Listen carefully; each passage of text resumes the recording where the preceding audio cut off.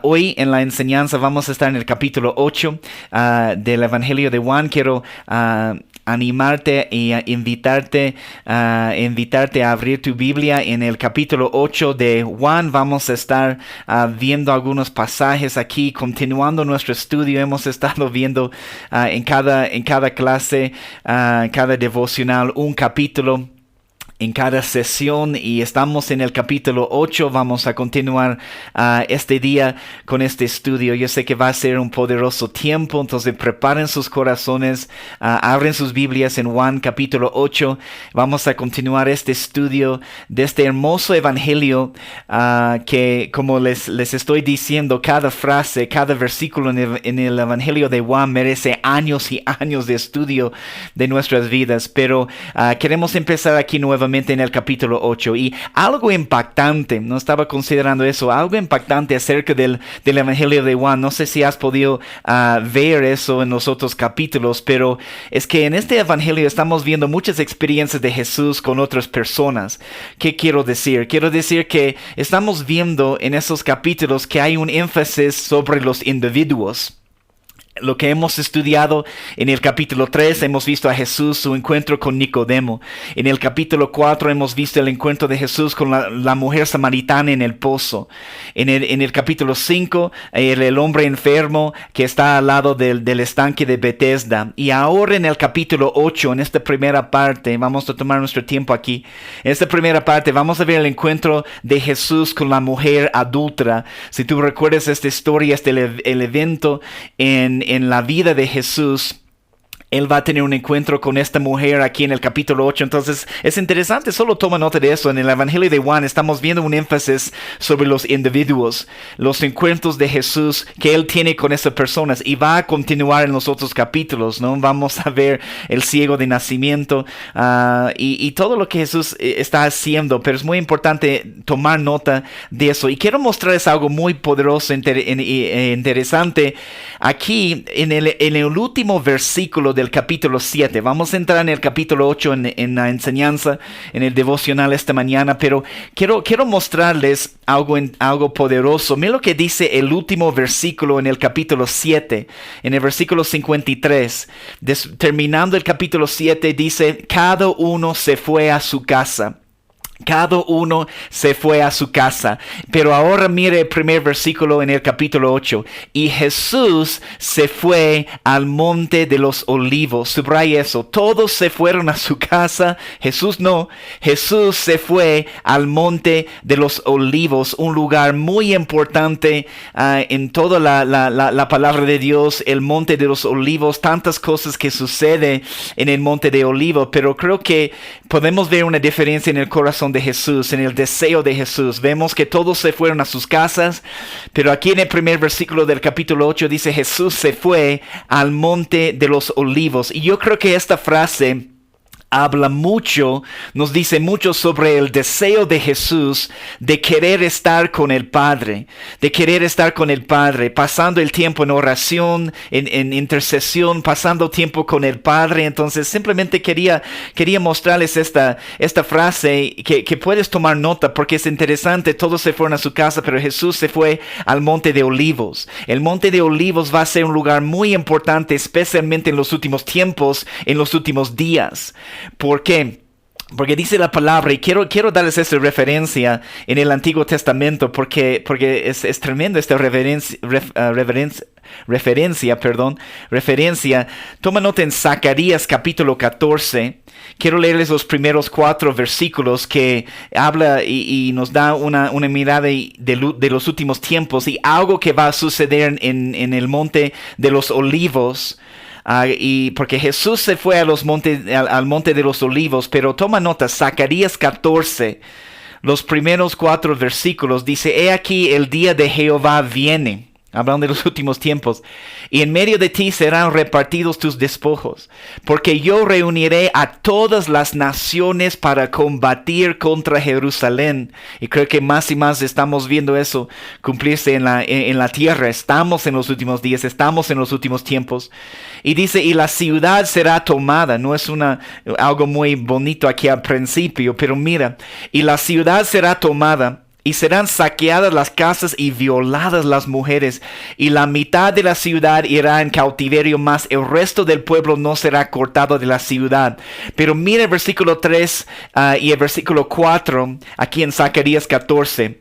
Después, gloria a Dios, saldrá Jehová, peleará con aquellas naciones como peleó en el día de la batalla. Y mira el versículo 4. Y se afirmarán sus pies en aquel día sobre el monte de los olivos, que está frente de Jerusalén al oriente, y el monte de los olivos se partirá por en medio hacia el oriente y hacia el occidente, haciendo un valle muy grande. ¿Por qué te estoy diciendo eso? Solo quiero mencionar eso para que prestemos atención, que el monte de los olivos va a ser un lugar muy importante, especialmente en los últimos tiempos, porque dice la palabra que Jesús va a regresar a aquel lugar, va a pisar aquel lugar nuevamente, va a afirmar sus pies en aquel lugar sobre el monte de los olivos, ¿no? Entonces solo quería lanzar eso. Toma nota de eso, haz tu propio estudio, pero es interesante aquí en Juan capítulo 8, versículo 1, dice que Jesús se fue al monte de los olivos. Entonces él siempre tenía este deseo de estar con el Padre, de pasar tiempo con el Padre.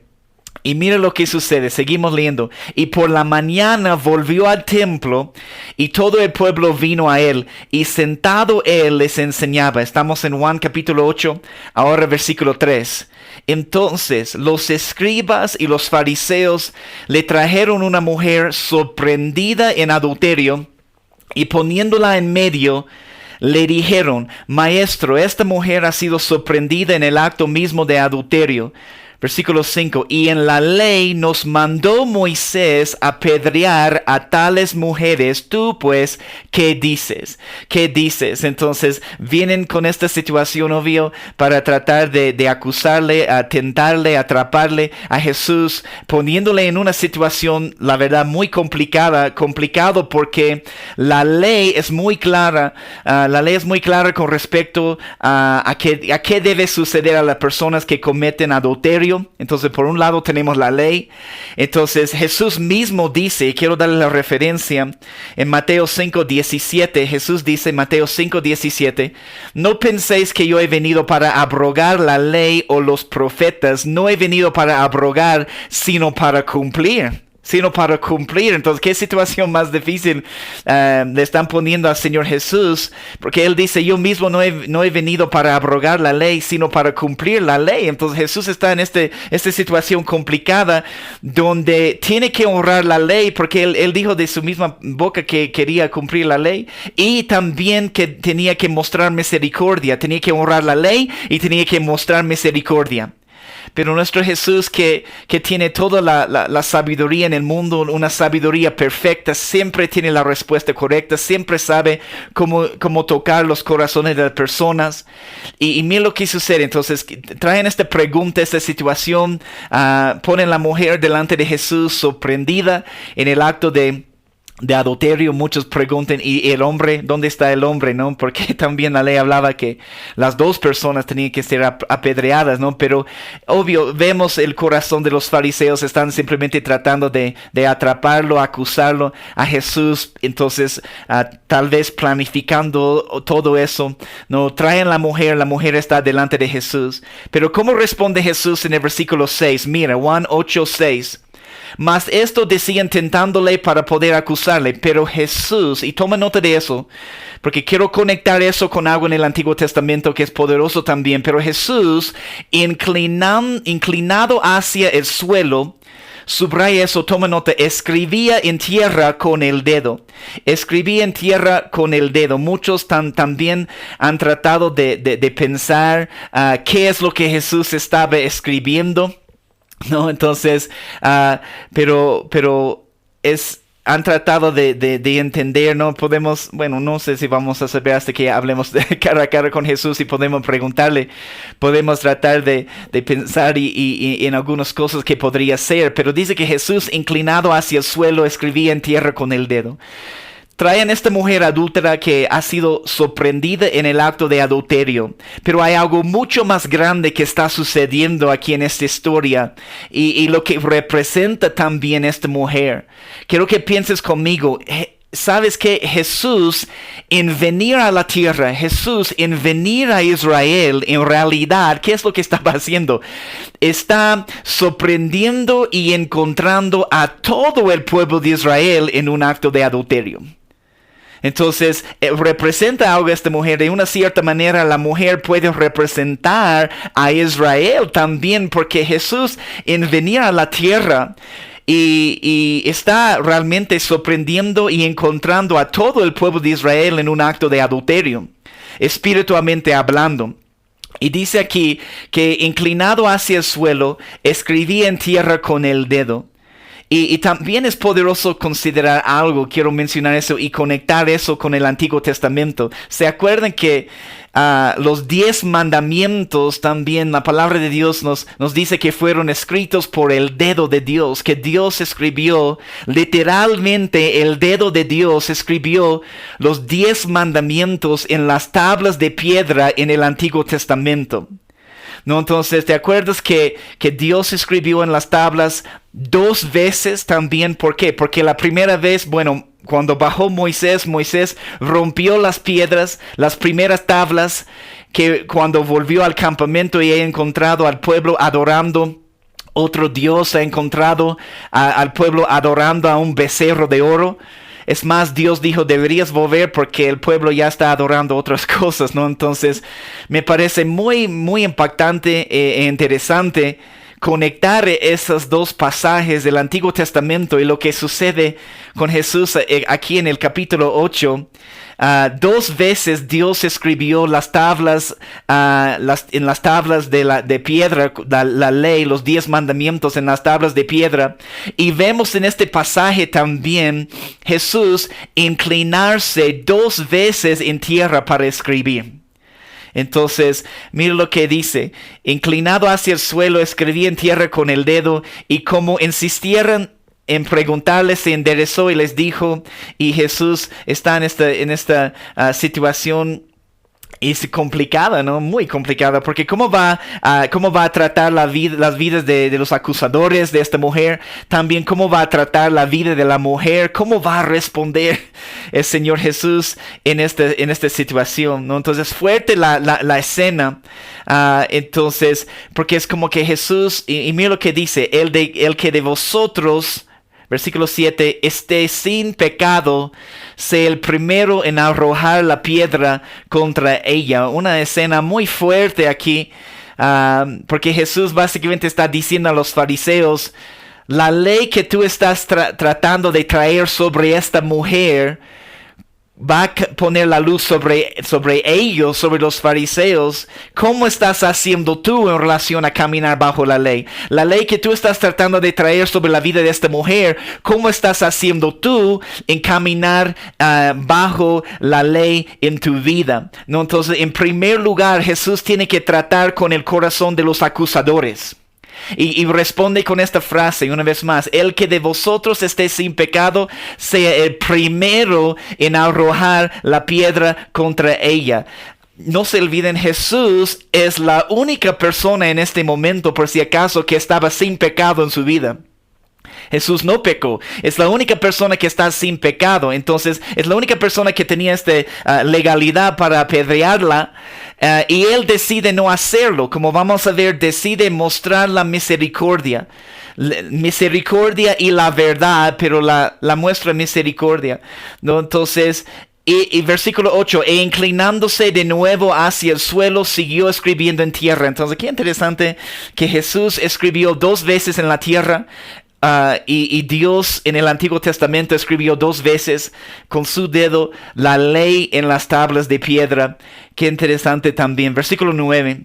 Pero ellos, al oír esto, acusados por su conciencia, mire eso, acusados por su conciencia, salían uno a uno, comenzando desde los más viejos hasta los postreros, y quedó solo Jesús y la mujer que estaba en medio. Entonces entra este espíritu, entre la convicción del Señor, entra en sus corazones, acusado por su conciencia.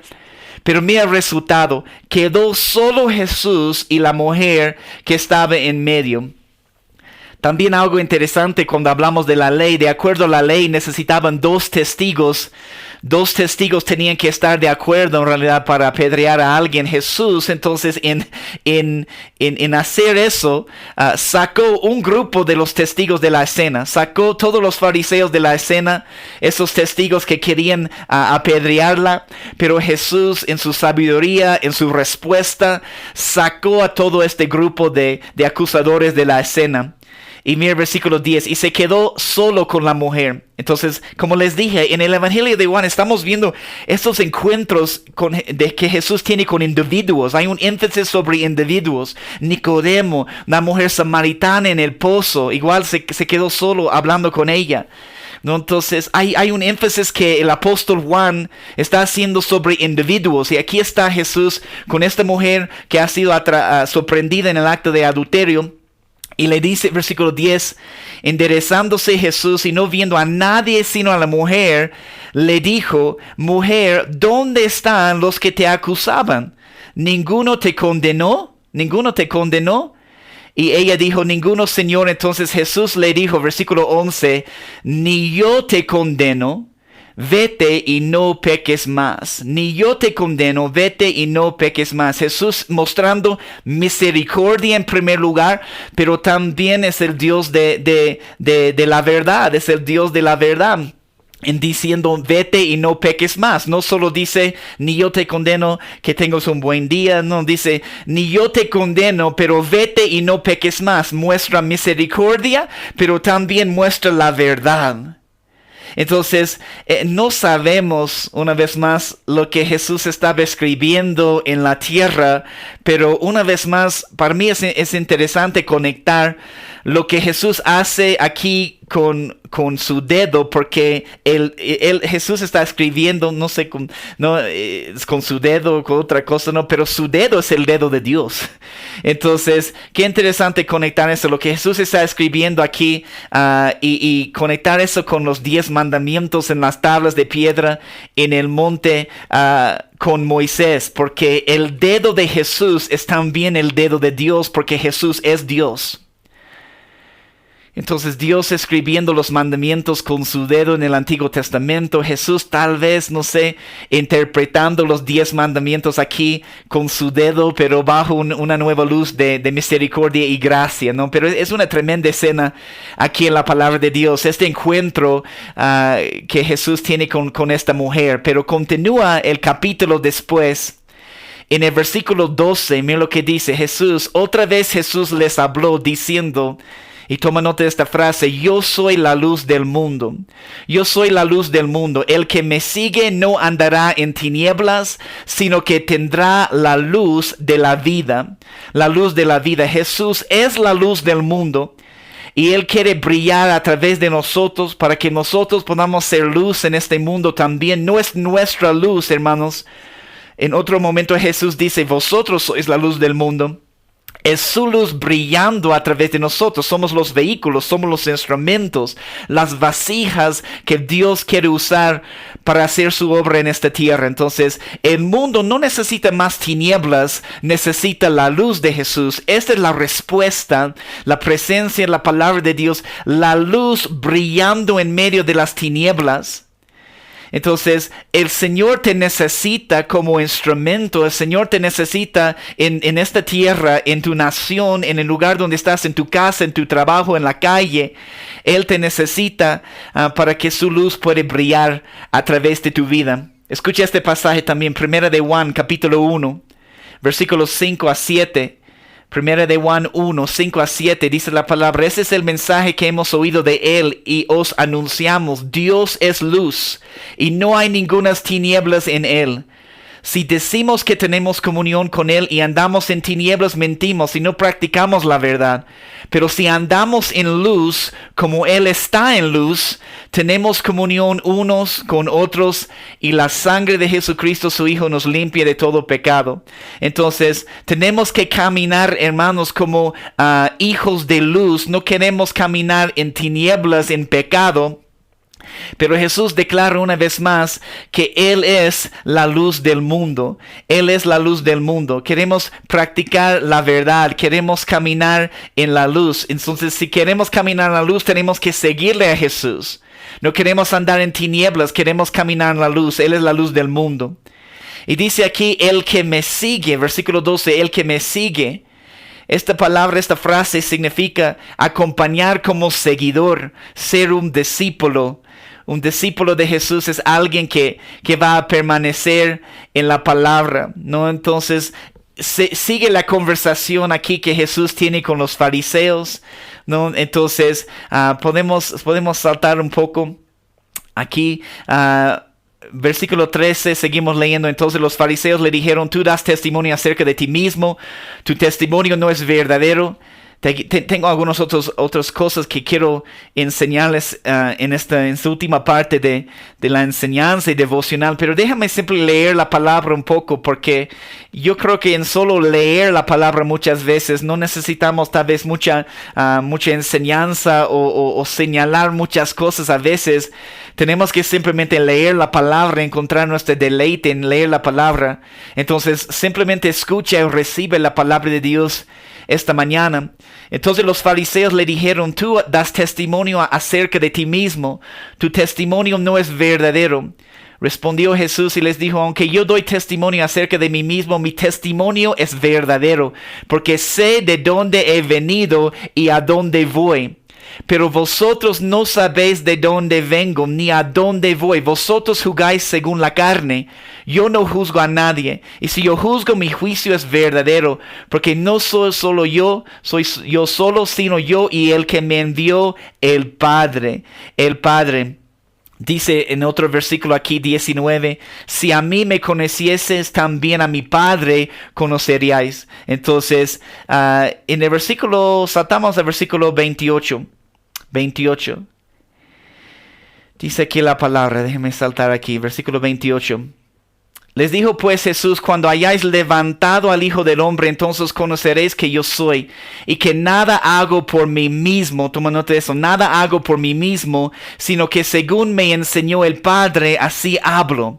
Porque el que me envió conmigo está, mire eso, conmigo está, no me ha dejado solo el Padre, porque yo hago siempre lo que le agrada. El versículo 29 tiene varias cosas aquí, donde dice, no me he dejado solo el Padre, porque yo siempre hago lo que le agrada. Es el testimonio de Jesús como Hijo de Dios. Siempre hace lo que le agrada al Padre. Queremos que sea nuestro testimonio también. Es el testimonio que debes anhelar tener en tu vida también, que todo lo que haces le agrada al Señor. Yo sé que muchas veces no podemos decir eso.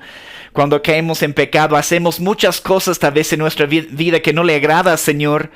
Pero eso debe ser el testimonio que estamos anhelando tener en nuestras vidas. ¿Sabes qué? No solo era el testimonio de Jesús, era el testimonio de Enoc, si conoces de Enoc. Pero en Hebreos 11, versículo 5, hablando sobre la fe de Enoc y su testimonio, en Hebreos 11, versículo 5 dice, por la fe Enoc fue traspuesto para no ver muerte, y no fue hallado porque lo traspuso Dios. Y antes que fuese traspuesto, tuvo testimonio de haber agradado a Dios. Wow. Si hay algo que yo anhelo para mi vida, anhelo para tu vida, que podemos tener este mismo testimonio, que no sabemos todo lo que vamos a hacer, lo que va a suceder en nuestras vidas, pero ese es el testimonio que debemos anhelar, tener el testimonio de haber agradado a Dios. Cuando tú llegas al final de tus días en esta tierra, en esta era, ¿no? Antes de entrar en el resto de todo lo que Dios tiene para nosotros en la era venidera y la eternidad, yo quiero en estos años que tengo, no sé cuántos tengo, 70, 80, 90 años en esta vida, pero quiero este testimonio de haber agradado a Dios, y quiero eso para tu vida también. Mira el versículo 30, seguimos. Hablando él estas cosas, muchos creyeron en él. Un versículo poderoso aquí, versículo 31, Juan 8:31. Dijo entonces Jesús a los judíos que habían creído en él: si vosotros permaneciereis en mi palabra, seréis verdaderamente mis discípulos y conoceréis la verdad, y la verdad os hará libres. Podríamos predicar solo de este versículo, pero solo quiero mencionar algunas cosas. Quiero mostrarles cómo está fluyendo todo en este versículo. La progresión de todo en este versículo, porque todo está conectado. Siempre me gusta empezar desde el final del versículo 31 y podemos ver hasta el versículo 31, al revés en realidad, porque mira lo que dice al final del versículo 31, toma nota: la verdad os hará libres. La verdad os hará libres. Sabemos que la verdad es la palabra de Dios. Yo creo que si estás escuchando este mensaje, tienes el deseo, como yo tengo el deseo, de ser libre en tu vida, de ser libre de las cadenas y ataduras del pecado.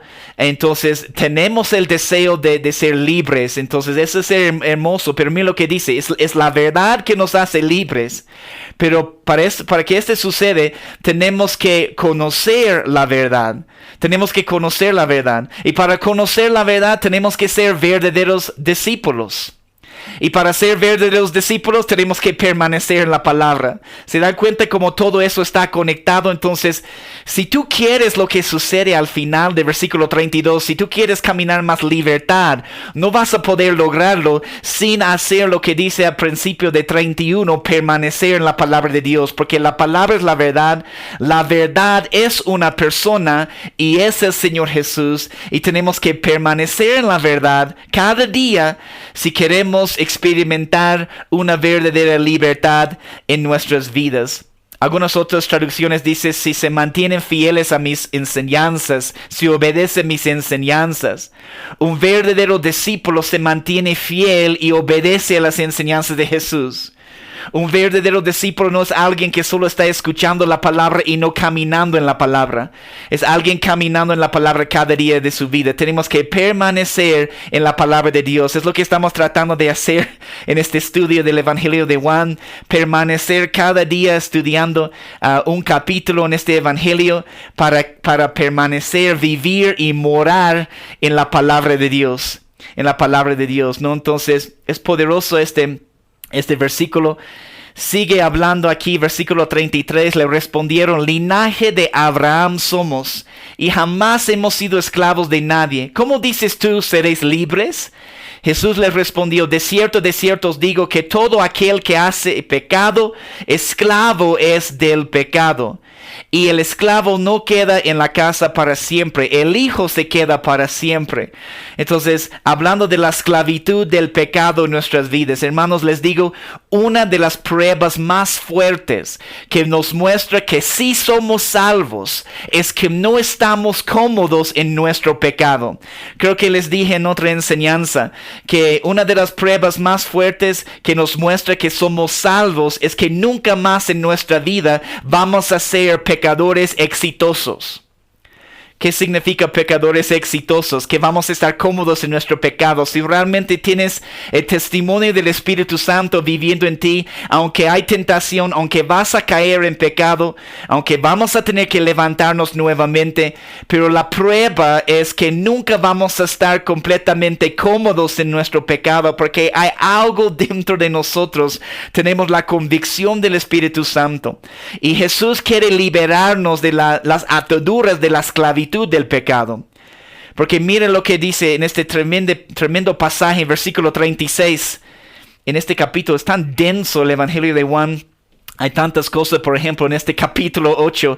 Pero mira el versículo 36. Así que si el Hijo os libertare, seréis verdaderamente libres. Seréis verdaderamente libres. Y déjame, para terminar el devocional esta mañana, simplemente seguir leyendo aquí lo que dice el resto del capítulo. Sé que sois descendientes de Abraham, pero procuráis matarme, dice Jesús, versículo 37. Porque mi palabra no haya cabida en vosotros. Yo hablo lo que he visto cerca del Padre, vosotros hacéis lo que habéis oído cerca de vuestro padre. Va a hablar algunas palabras muy fuertes a los fariseos en un momento. Jesús respondieron, le dijeron, nuestro padre es Abraham. Jesús les dijo, si fueses hijos de Abraham, las obras de Abraham haréis. Pero ahora procuráis matarme a mí, hombre que os he hablado la verdad, la cual he oído de Dios. No hizo esto Abraham. Vosotros hacéis las obras de vuestro padre. Entonces le dijeron, nosotros no somos nacidos de fornicación, un padre tenemos que es Dios. ¿Sabes lo que yo escuché? Algo muy interesante. No he podido estudiar a profundidad eso, pero escuché a alguien decir que eso era una de las cosas que muchas veces trataban de decir a Jesús. ¿Por qué? Porque diciendo, tú no sabes quién es tu padre, José no es tu padre, no sabes quién es tu padre, ¿no? Entonces, estaban como tratando de atacar a Jesús también por la situación en que él nació de Dios, del Espíritu Santo. No, entonces era algo espiritual, pero muchas veces usaban tal vez esta frase para atacar la vida de Jesús, para decir, nosotros no hemos nacido de fornicación. Un padre tenemos que es Dios. Entonces Jesús les dijo, si vuestro padre fuese Dios, ciertamente me amarías. Porque yo de Dios he salido y he venido, porque pues no he venido de mí mismo, sino que Él que me envió. Porque no entendéis mi lenguaje, porque no podéis escuchar mi palabra. Y mira esta frase, versículo 44, vosotros sois de vuestro padre el diablo. ¡Wow! Jesús. Vosotros sois de vuestro padre el diablo, y los deseos de vuestro padre queréis hacer. Él ha sido homicida desde el principio y no ha permanecido en la verdad, porque no hay verdad en él. No hay verdad en él. Déjame saltar un poco, versículo 48, para ir terminando. Respondieron entonces los judíos y le dijeron, ¿no decimos bien nosotros que tú eres samaritano y que tienes demonio? Respondió Jesús, yo no tengo demonio. Antes honro a mi Padre y vosotros me deshonráis. Pero yo no busco mi gloria. Hay quien la busca y juzga. De cierto os digo que el que guarda mi palabra nunca verá muerte. Entonces los judíos le dijeron, ahora conocemos que tienes demonio. Abraham murió y los profetas, y tú dices, el que guarda mi palabra nunca sufrirá muerte. Mira esta pregunta. ¿Eres tú acaso mayor que nuestro padre Abraham, el cual murió y los profetas murieron? ¿Quién te haces a ti mismo? Y mire Jesús es poderoso. Si yo me glorifico a mí mismo, mi gloria nada es. Mi Padre es el que me glorifica, el que vosotros decís que es vuestro Dios. Pero vosotros no lo conocéis, mas yo le conozco. Y si dijere que no le conozco, sería mentiroso como vosotros. Pero le conozco y guarda su palabra. Mire eso, Abraham, vuestro padre, les va a dejar una bomba aquí. Les va a dar una bomba de revelaciones, Señor Jesús, aquí. Abraham, vuestro padre, se gozó de que había de ver mi día. Y lo vio y se gozó. Entonces le dijeron los judíos, ¿aún no tienes 50 años y has visto a Abraham? Jesús les dijo, de cierto os digo, antes que Abraham fuese, mire eso, antes que Abraham fuese, yo soy. Antes que Abraham fuese, yo soy. Jesús está diciendo, ¿sabes qué? Yo he almorzado con Abraham en Génesis 18. ¿Se acuerdan? En Génesis 18, cuando vienen los 3 varones representando a Dios ahí, almorzando con Abraham. También, no todas las veces, pero muchas veces en el Antiguo Testamento, el ángel del Señor que aparece es el Señor Jesús. Entonces Jesús está diciendo a los mismos hebreos, ¿sabes qué? Yo he almorzado con Abraham en Génesis 18.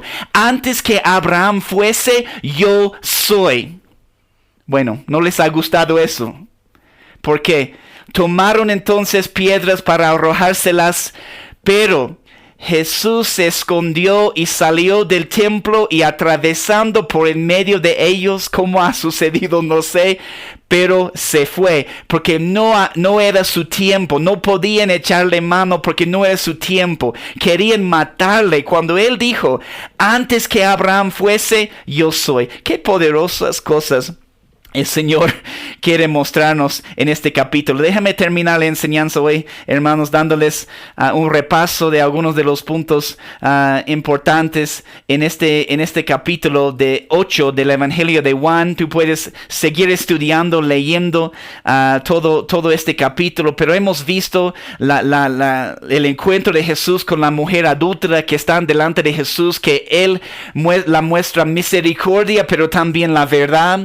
Hemos visto que Jesús escribe en la tierra y hemos hablado sobre el dedo de Dios y hemos conectado el dedo de Jesús con el dedo de Dios en el Antiguo Testamento, que escribe la ley en las tablas de piedra.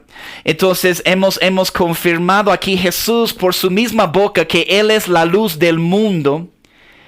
Versículo 31 nos dijo que tenemos que morar, vivir, permanecer en la verdad de la palabra de Dios y tenemos que ser ejemplos de verdaderos discípulos que están permaneciendo en la palabra de Dios.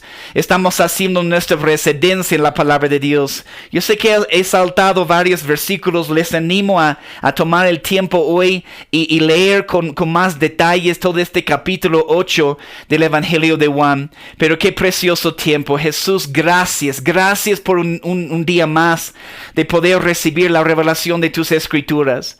Tú eres digno, tú eres poderoso, no hay nadie como tú. Tú eres la luz del mundo.